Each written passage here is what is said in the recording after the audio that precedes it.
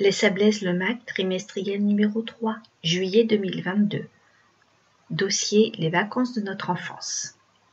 Écrit et lu par Claire Cosson.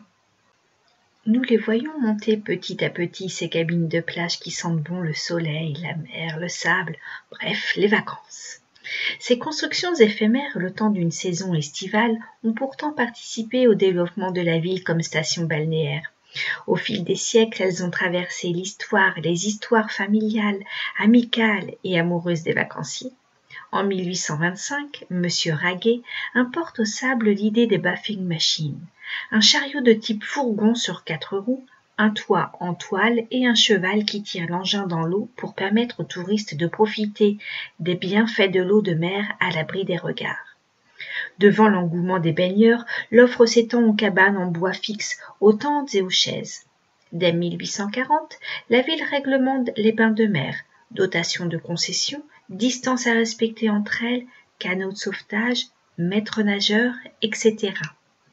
Dès 1866, l'arrivée du chemin de fer, la création des trains plaisir, Paris-les Sables en 7 heures, et la communication autour de la plus belle plage d'Europe permettent le développement du tourisme balnéaire.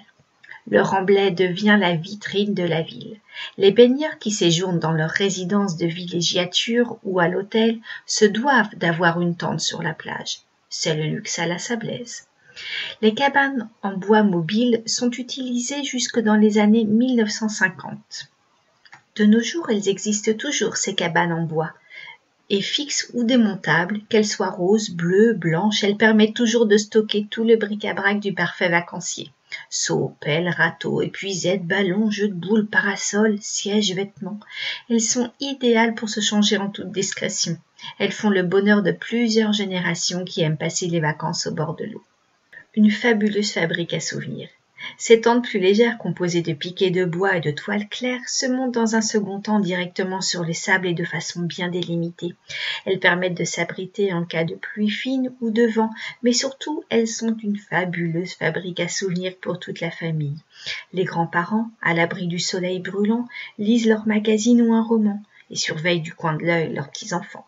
Et puis cette tente est un magnifique repère pour les cousins, les frères, les sœurs, les copains d'un jour ou d'une semaine qui se rejoignent pour jouer au jeu de cartes, le kems, le pouilleux ou faire un petit bac.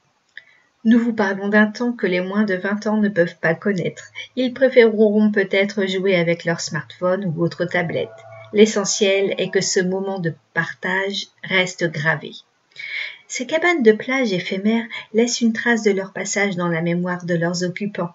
Chaque été ou chaque semaine, une nouvelle histoire, mais toujours une même envie, celle de passer de bonnes vacances à la mer.